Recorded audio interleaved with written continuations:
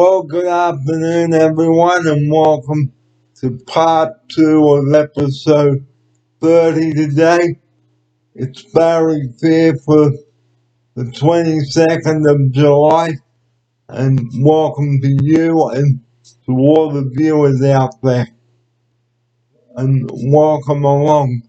Well, what a wet day it is today, and today we're going to talk about wearing a mask. Here's Mark now. Good afternoon to you. Good afternoon, Barry. Well, as you well know, we have been in a situation where we need to be mindful of wearing masks, such as in the taxi.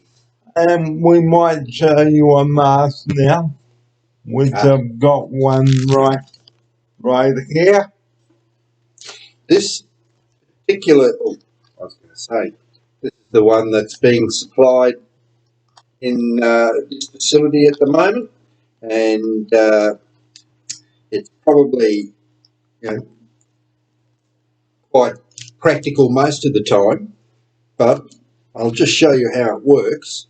And if you can put it on me, I certainly will. And here is how a mask works, okay? So this particular mask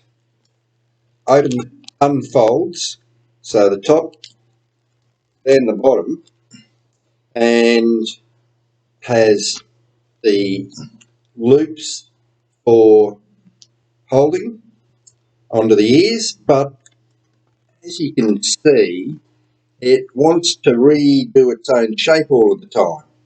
And this mask is actually quite difficult to get on because you've got to stretch it out to make sure that you've got it under the chin before you try and pinch that wire that makes it fit the nose, and then put the loops on Barry's delicate little ears, and there you have it. Now, of course, like all masks, when Barry tries to speak, it automatically wants to either go up his face or down his face. Both ways, not ideal. So just to give a demo, Barry, why don't you have a chat? And it'll probably not do it this time. Okay. Well,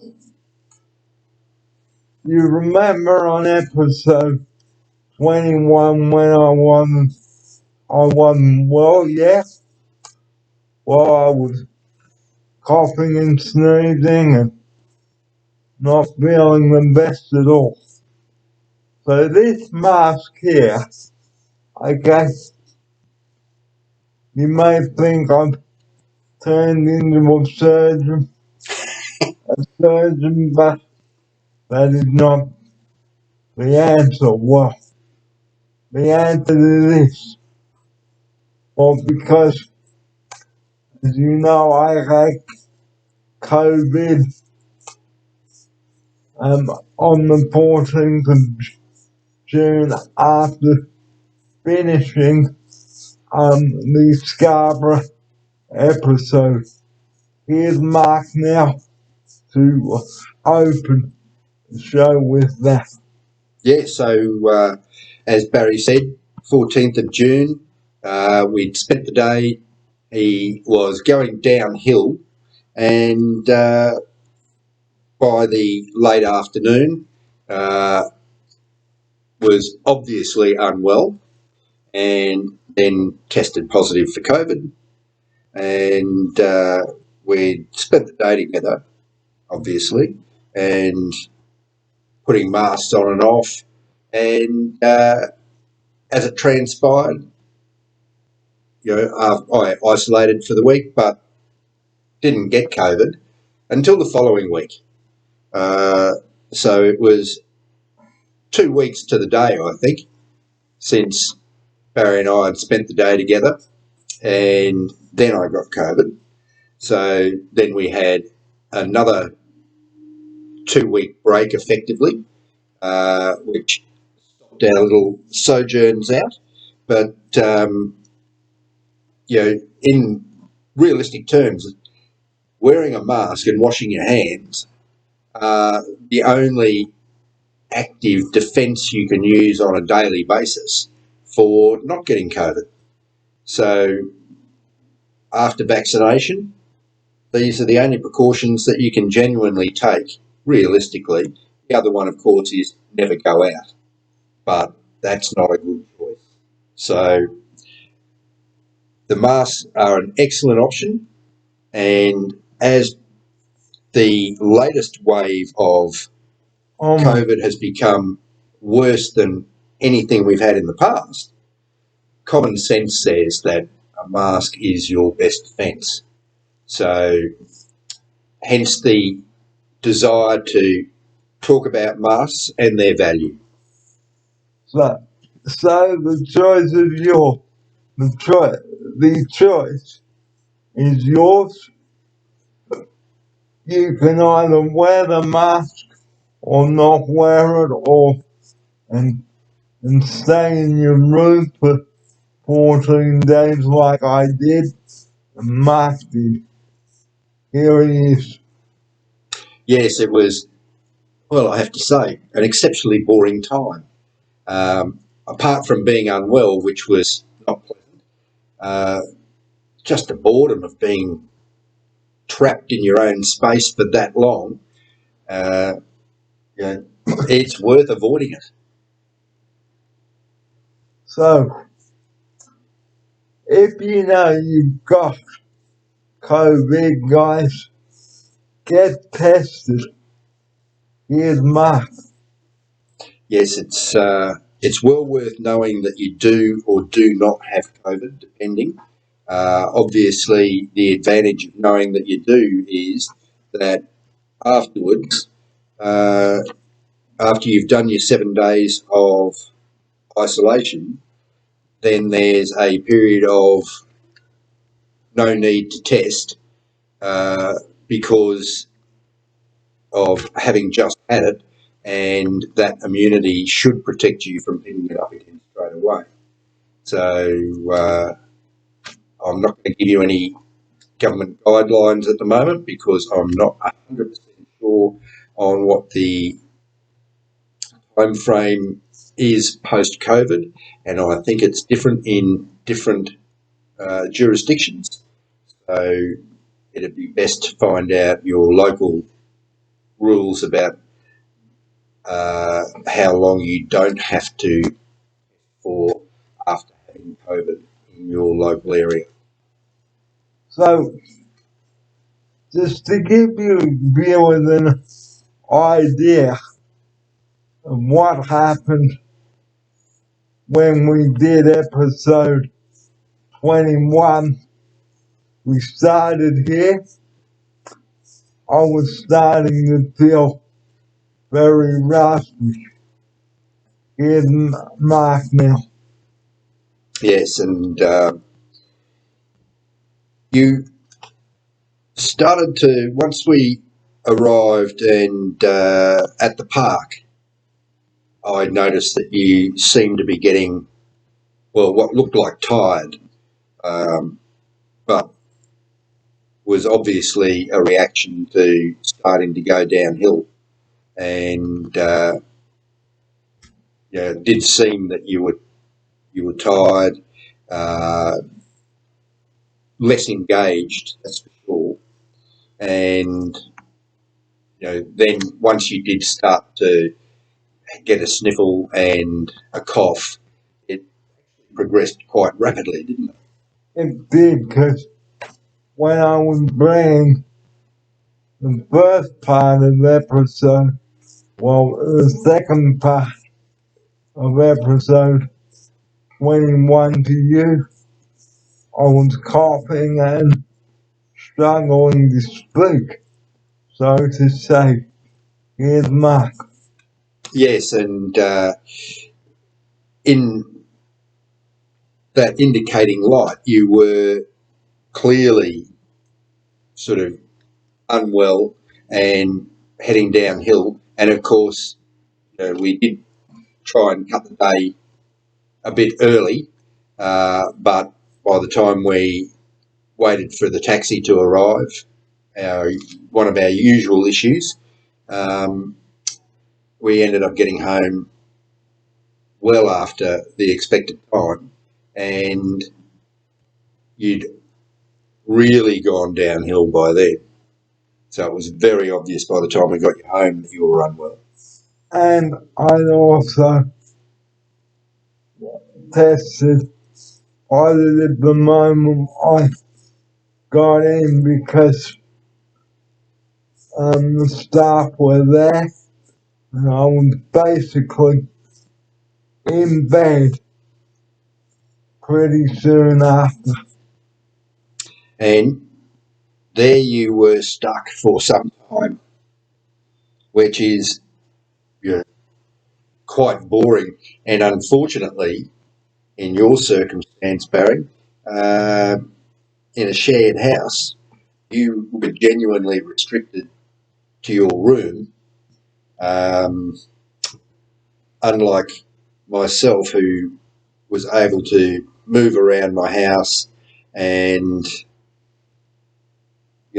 use the outside yard, etc., because my wife works from home and there was no need for her to go out. So we sort of isolated together, and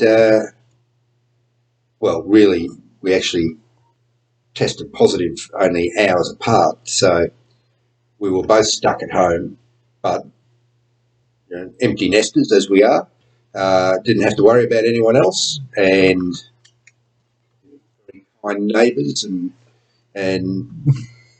people that we know took care of the shopping for us. So we had the run of a house and the yard, etc. So it really wasn't that much of an imposition. But certainly for you, Barry, when you've got to be stuck in your room, it's a very different level of isolation. So, ways of coping when you've got COVID, guys.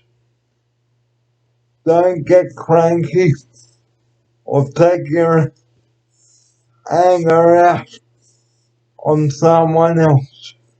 Here's Mark now. Yes, a constant theme is you might feel bad, but whilst other people can feel sympathy, there's nothing that they can do for you about feeling bad.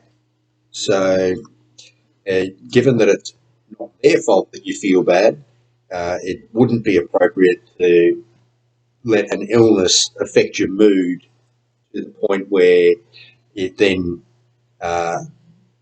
was pushed on to other people. Because remember, guys, at the end of the day, it is no one's fault. You've got to do what you have to do. Here's Mark. Yes, so as Barry said, it's no one's fault. It's going to happen at some stage, unfortunately, and it is just about being responsible with yourself as much as you can, and making sure that if you know that you've got COVID, that you follow the isolation rules and do your best to not spread it around as quickly as it might happen if it was just left unchecked. Because if you spread COVID, guys, what can happen? You break the isolation rules, okay? There will be serious consequences. Here's Mark. Yeah, so, the most serious consequence is a rapid spreading of the disease. Everything that's been done to this point has been about trying to reduce the rate of spread, make sure that hospitalisations don't happen in an overwhelming number that can't be managed or treated effectively. So up until now, that's happened quite well here, where even though we've had a very high COVID infection rate, the serious damage, death or long COVID, major health issues from COVID have been not avoided but minimised. So if we look at other places where they haven't had the, I suppose, luxury of time that Australia's had to manage hospital admissions from COVID, that the consequences have been much worse elsewhere, higher rates of death, etc., and potentially higher rates of chronic debilitating issues arising from having COVID. So this is about a minimisation strategy and trying to keep the majority of people as well as possible. So we're going to talk more about this and what COVID can actually do to you. I mean, from my experience, having spent 12 days in here, I can tell you it was damn boring. So, we're going to tell you how a rapid test works. Okay, you put the stick up the arm's number, alright? And then you the swap. Alright, so you put it up your nose, and then a little white thing, okay, that has a line. If there are 2 lines, you are positive. But if you are negative, you are good to go. Here's Mark now. Yep. So, as Barry said, the white stick comes with a little window that you put the drop mixture in, and it then travels along the absorbent pad and past the indicator lines. And so you'll always see one line because there's like a standard line there, and that'll show up regardless. But you need 2 lines to show up to demonstrate that you're positive, and that will only happen if you actually are sick with COVID. With some kind of other respiratory disease, it shouldn't show any indicator for COVID. So it's whatever you're suffering from, it won't be COVID. Unless, of course, it's early days, because there are a number of people that have felt ill with COVID, tested, it's been negative, but then the next day they've tested again and it's been positive. Sometimes the symptoms need to be with you for more than 24 hours before the test will show it as positive. So, would you like me to take your mask off now, Barry? No, I think I'll keep it. All right. So, it is important, guys, to really be careful out there in the community. Because if you touch something, okay, or sneeze or cough, the droplets, as we call them here, okay, it will travel through to your system and whack, you've got COVID. Here's Mark. Yes, because interestingly, as I said, I'd spent the day with Barry uh, when he then tested positive for COVID that afternoon, and I was in isolation for a week following that, and did not test positive or demonstrate any symptoms of illness whatsoever, and for the week, and then carried on as normal.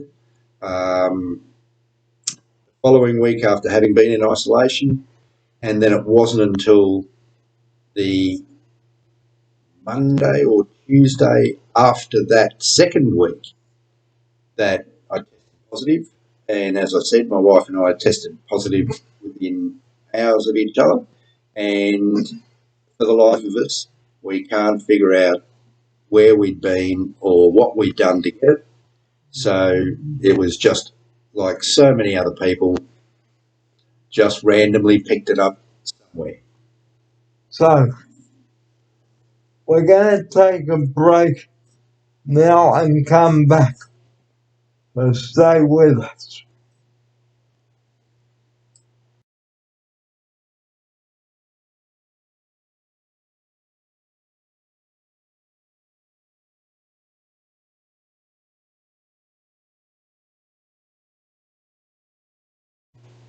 Good afternoon again, viewers, and welcome back. Today we've been talking about the importance of wearing a mask, especially during the COVID times. Here's Mark now. Welcome to the second part of our show today. Thanks, Barry. Now, you might have noticed that even though we're technically in a health facility, that Barry and I aren't wearing masks at the moment. We're both in our post-COVID infection grace period for, I suppose, the potential to catch it being so minimised as to make the mask unnecessary at this point in time. But if it was people other than Barry and myself who aren't in that post-COVID time frame of supposedly not being able to catch it again, then we would definitely have masks on. But as much as they are uncomfortable and restrictive, they serve a very necessary purpose. So, before the break, we talked about how a rapid testing kit works. We don't have one with us now to demonstrate on the show, but excuse me, we don't have one now to show you on the show, but just to give you an idea of what you should do if you do get the symptoms of COVID, you, like, as I said earlier, you put it up up the nostril, okay, both of them, and then all the drops will go into the little kit which you may have at home. Here's Mark now. Yes, so actually, Barry, what do you think about next time we do a demo on how to use a rapid antigen test, and we can show the viewers exactly how to go about using it correctly, and give them a proper demonstration. Well, we might even give you a demonstration in a minute, and so I won't put it up my nostril, but I can show you what it is. We can show you what it is. Well, I'll show you. I'll go and collect it. Is it handy? if there is no one in the office. So, Oh, we'll just do a little bit more talking and then we'll go and get it. all right. So, COVID, guys, is very contagious. Okay, so if you test positive, okay, excuse me, if you test positive, guys, you've got to isolate. Here's Mark now. Yeah, so the general rule of thumb these days is complete isolation for 7 days, and after 7 days, you can head out. That's 7 days post positive test, not from when you think the symptoms might have started, but from whenever you test positive. It's 7 days and of isolation, and anyone that's a close contact of yours should be in close contact isolation for the same period, and be checking regularly to make sure that they haven't also picked it up along the way if they're sharing a house with you. And also remember, disinfect your tables and chairs as well, which we're going to show you also today on the show, give you a demonstration on how Glen 20 works. I actually have a can over there, so we might show you how to kill the germs. So we'll just pause that while Mark gets the Glen 20. All right. So this is how Glen 20 works. Okay? You simply spray it on. It's just a normal spray can,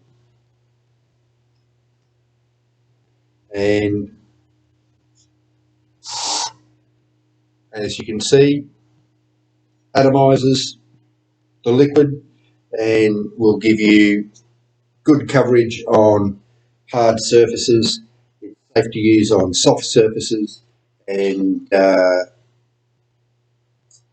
it looks like the active ingredient is ethanol, which, as we know, is an alcohol. So that is what the active ingredient is. It evaporates off extremely quickly once you've sprayed it onto a surface. So as long as you don't drench soft surfaces, they will dry quickly as well. So let's give you a demonstration on how to kill the germs, okay, and around the room and on the table. All right. So just for as a surface spray, it should be perfectly safe on your keyboard. Yep, What do you say? yep. And onto my control box, so that kills any germs there. This is embarrassing. So, given my technical skills, which one's the control box? The one which I handle. Aha! Of your chair, okay. So There we go. It's as simple as spraying it on. When you first spray it on, you'll see, as I can see on Barry's keyboard, the moisture that's there. It gives a very good coverage with a light spray, and that should be enough after it evaporates off. That any bugs that have been there, 60% alcohol should have taken care of them. So always have some Glen 20 in your home, guys. Here's Mark now. I have to admit, I'm not a surface cleaner like that. I just use normal detergents to wash down hard surfaces and generally just keep them clean. So I can't say that I've ever used a surface disinfectant like Glen 20 before. And so numerous ways to keep hard surfaces clean. I certainly understand the desire for Glen 20 under the circumstances. It's just not been a part of my normal life before, so it's not really come into it either. So far on the show, we've covered various topics. How to keep the parks clean. And we might move off COVID now and go on to our next topic and recap Monday's episode. So stay with us. We'll be back with you in a sec.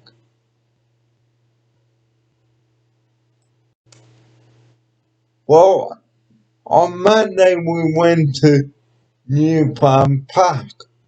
Now it was a beautiful day. Here's Mark to tell you about it. It was a gorgeous day on Monday, and the park was in beautiful condition. But I think from the point of view of being user friendly, and Barry, obviously you're the far better judge, but it seemed to be extremely simple for the electric wheelchair to get around, and you could move off the paths and onto the lawn almost completely freely.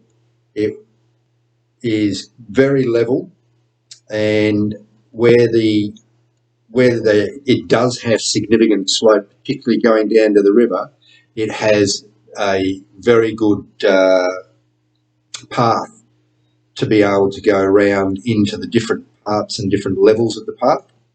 So, Barry, what were your thoughts on its accessibility for you? Well, it was quite accessible. Like the grass verges weren't too steep and things like that. So the park for me, Mark, in a sense that it was quite accessible. Yes, and I did notice that as we moved around into different parts of the park, being able to get your chair up onto the platform where the picnic tables were was also easy. Getting access to rubbish containers, etc., also easy. So in real terms, its usability for you seemed to be very high. What do you think? Yeah. So we covered a lot of shows, Mark and I. Now, if you remember the Story Bridge episode from the 30th of May, which was 2 months ago. I certainly do. Well, in fact, that was our first outing, wasn't it? That was our first outing, yes. And I am new to being a carer, and I had no idea about just how restrictive your circumstances are with your electric chair. I thought it would have a very similar accessibility as a non-motorised chair, but I soon learnt that the design of the motorised chair, which is essential for its stability, also made it extremely difficult to get around, particularly in old parts of Brisbane, where it's got very high step up onto the sidewalk, and so extremely steep coming out of the gutter and up onto the sidewalk off the road. And I think 3 times your chair got stuck simply because of the shape of that ramp to get you off the road and back up onto the sidewalk. I didn't realise that sort of thing was going to happen. So that was an eye-opener for me. And it was very disconcerting for you as well, wasn't it, Barry? The fact that, there was that potential to be just stuck there, a bit like a turtle on its back, because the drive wheels of your chair were completely off the ground and you were essentially stuck in limbo. As luck would have it, we managed to heft your chair into a position to get your drive wheels back on the ground and make it up. But it certainly wasn't something that I would recommend, shifting the chair in that way. And but once you were stuck, we were left with virtually no option. And we went to Fortitude Valley, okay, to the bank there to try and get my internet sorted. Here's Mark. Yes, so well, they were lucky they had 2 methods of ingress for you. So they had a wheelchair accessible outside lift just to get from the road level up to the landing level of the offices on that sloping area. But as that didn't work, we had to.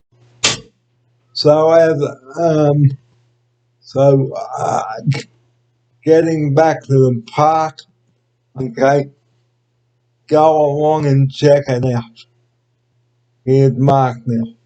Yeah, so in the process of checking out the park, we also checked out the Rivercat station, or the ferry terminal, that's at New Farm Park, and realised that is going to give Barry wheelchair access to the Rivercats. And so our next mission, I think, will be to go boating and see Brisbane from what I suspect will be a very new angle for you, Barry. Yeah, and all depending on the weather too. Well, we won't go on a day like today, that's for sure. That'd be a shocking waste. So, getting back to episode 17, time where Mark and I first did our first show together. Alright, so when we went to the bank, there was a very agitated customer. Here's Mark. Yes, we were having considerable issues trying to sort out something with the bank. I can't remember what it was now, to be honest. The online banking. Online banking, that's right. And it was, to set it up seemed to be exceedingly difficult for you. I think a lot of it was in communication breakdown, because once we finally got a solid explanation about how to go about it, and I will have to talk. Let me pause it. Welcome back. Now I would like to tell you some news. In a couple of months or so, I will not be presenting the show in this format. I don't know when I will finish the show here, but here's Mark anyway. Well, I'm assuming that you're referring to a potential move back to New South Wales. Yeah, And so, as you said, the show, as it has been up here, will cease to exist. And the poorer for it, I'm sure. But at least YouTube is not going to lose you. So I'm sure that regardless of when and where you go back to Sydney, it will still be Barry Fear Productions, and you'll be putting out a show as well once you move. so the move is happening. I am still working on this. I'm working on it. It will take some time, so hopefully not too long now. Here's Mark. Yes, and I know that you've been working on this for a little while now, Barry, and like all things where there is bureaucracy, there have been some roadblocks put in your path, and you are just slowly but surely working your way through all of the things that need to be sorted out before you can move. So it is happening, but I don't know when. Okay, so I will still be here for a little while yet. I don't know when this will happen, but I will give you more of an update closer to the time. Here's Mark. Yes, I don't think we've got any certain dates at the moment, and unfortunately, I'm sure it won't be as quick as you would like it. But in the meantime, it does mean that I get to continue doing something that I've certainly never done before, and I've thoroughly enjoyed what we've been doing so far, and I'm looking forward to spending more time with you, as I was chatting to you earlier about potentially looking at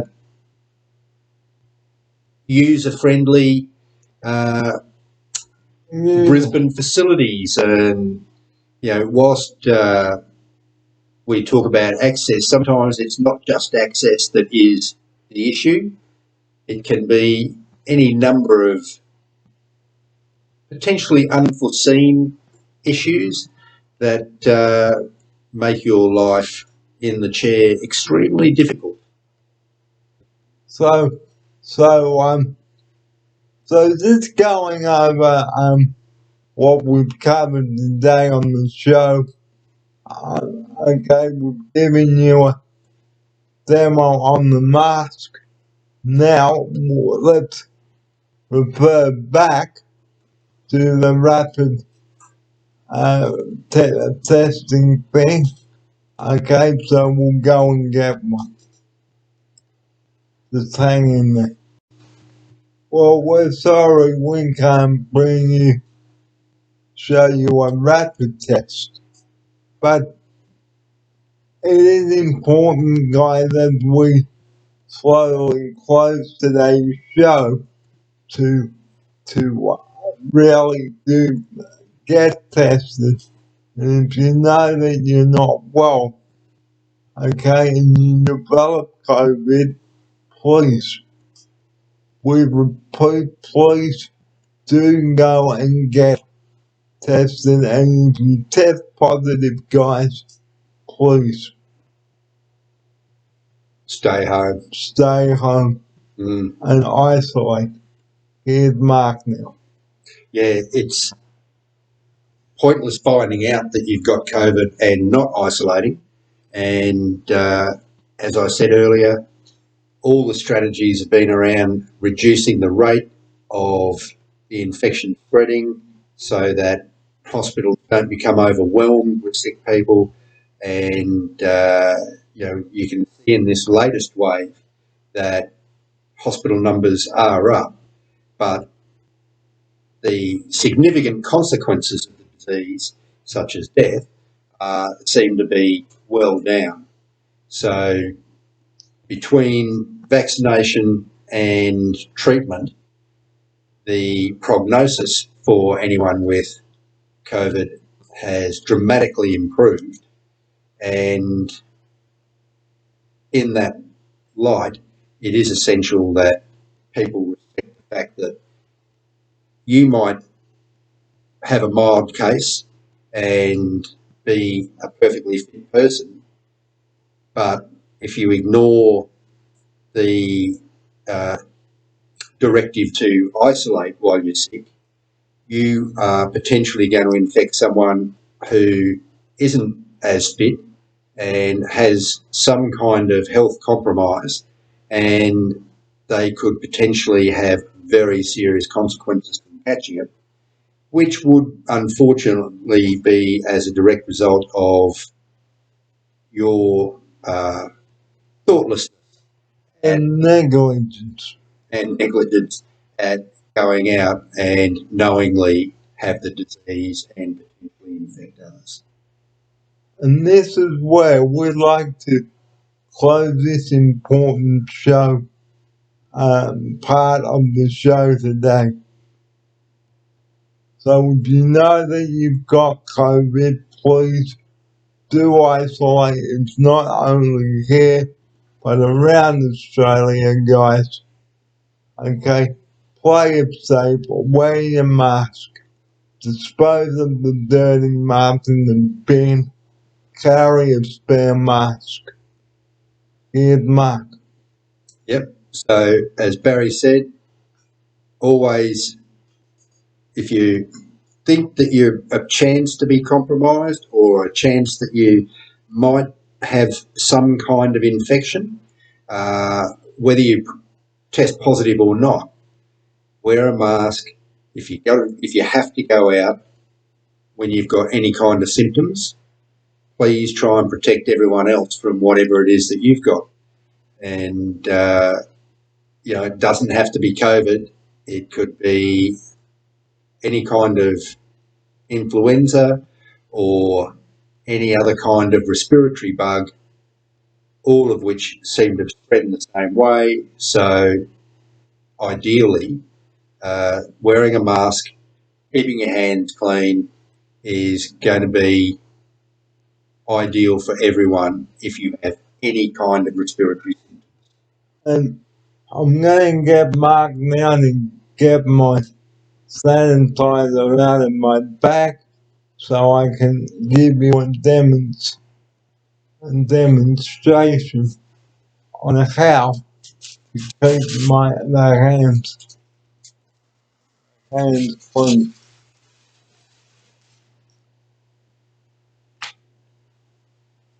Right.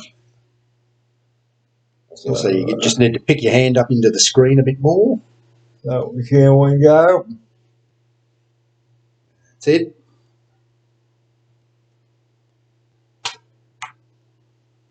And this is how you should sanitize your hands, guys. It's a simple thing to do, okay? Kills all the germs, okay? Do the same on this hand as well, okay? Simple as that, okay? It kills the germs. So guys, as we leave you today for this Friday, the 22nd of July, please be thoughtful of others if you are sick and if you've got COVID, like Mark and I had, please stay in your room and isolate for 14 days. which I had to do. Okay, even if you finish your 7 days of isolation, okay, you still test positive, well, you've got to do what's right. And here's Mark now for his final word on this and the closing message. Yep.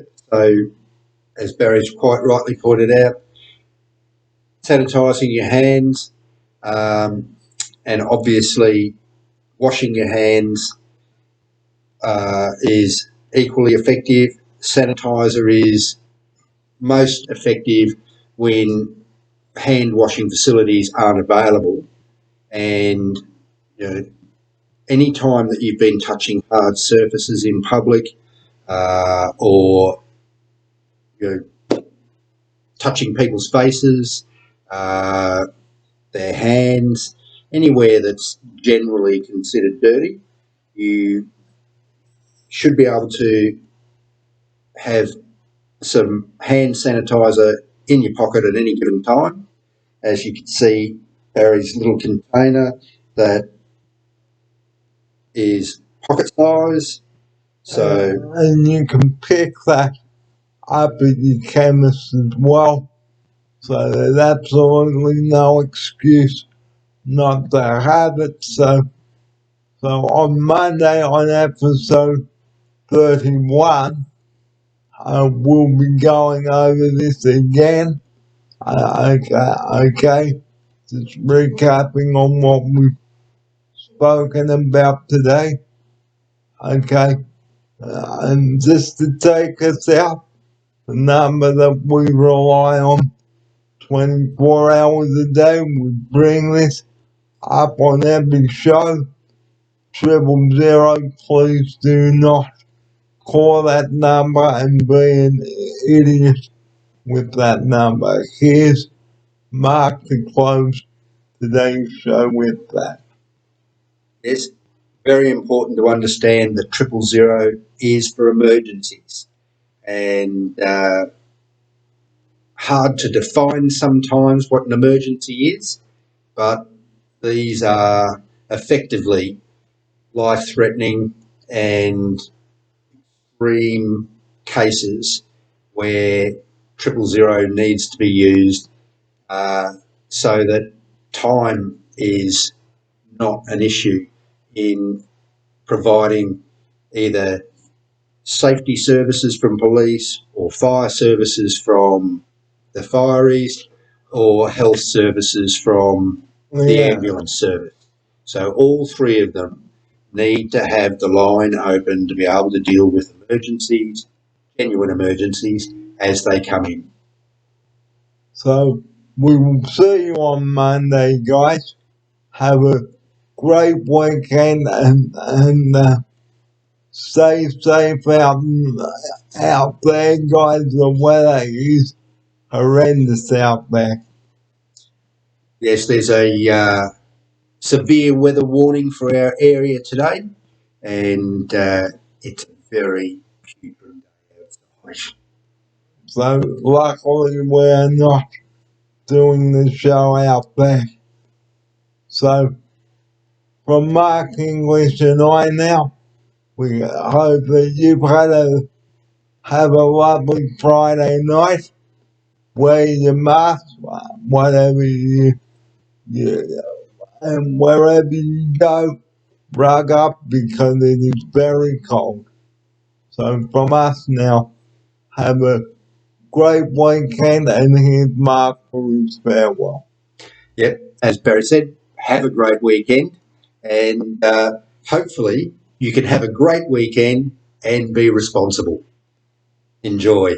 And if you drink and drive, you are an absolute fool. Don't risk it, get a cab home. Absolutely. And on that note, time for us to say farewell now. See you on Monday. See you on Monday at 10 o'clock for episode 31. Have a great weekend, everyone. Bye bye. Bye.